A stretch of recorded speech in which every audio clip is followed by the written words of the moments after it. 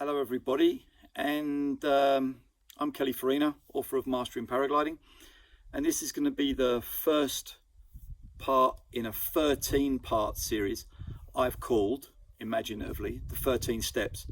Think of it as a roadmap to getting the most out of the sport, and what I suggest you do as a pilot is to understand where you are on these steps and work on the one above, and especially on the one that you're on. Now we're going to start today on the one that I think is easily the most important, and that is understanding the day. Now what I mean by understanding the day is obviously the weather. So we're going to talk about forecast flow later on, but a basic run through of the weather that I like to do is first I like to look at a synoptic to see what the general situation is. Then I like to look at the Janet and John forecast. Then I like to go in depth into the winds at different heights. And then finally, I look at what I consider to be the king of the forecasts, and that's the SKU-T. I believe it to be the most powerful tool that we own. Okay, so the basics of understanding the day are, we're going to go through them. There's 7 steps. So the first is wind strength. So obviously too strong is too strong. We spoke about that in the pages of Mastering Paragliding. Secondly, what I like to understand is the length of the day, when it starts and when it ends, simply due to stability or the fact that it might overdevelop. The third and very important thing to understand is the height of cloud base. So you can know which crossings you can undertake, which cruxes are going to be sure when you get to the other side.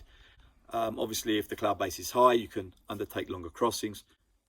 The fourth one is understanding the viscosity of the air mass. So in Mastering Paragliding, we spoke about the viscosity of the air mass to do with fizzy and sticky. This will tell us, one, where thermals will be triggering from, and also what lines to take over terrain. The viscosity of the air mass is determined by the 3 dials. Pressure, dew point, and lapse rate. 2 of these are determined by the SKU-T. The other is by the synoptic. Number 5, are there any ledges or deep layers of inertia that you can determine from the SKU-T? So these can produce turbulence and obviously slow the day down. When you understand where these levels are, we can choose to avoid them and stay underneath them if they are high enough to increase our average speed, or simply we can understand why the day is turbulent when we're climbing into an inertia layer if we're trying to cross a crux. Forewarned is forearmed when you go out on a turbulent blue day.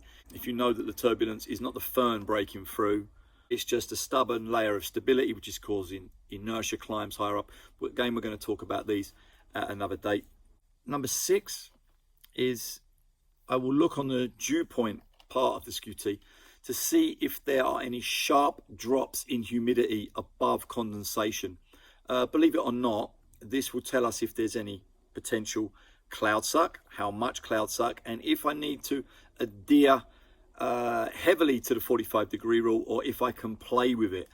And finally, number 7 is the temperature at cloud base. This dictates how I dress for the day.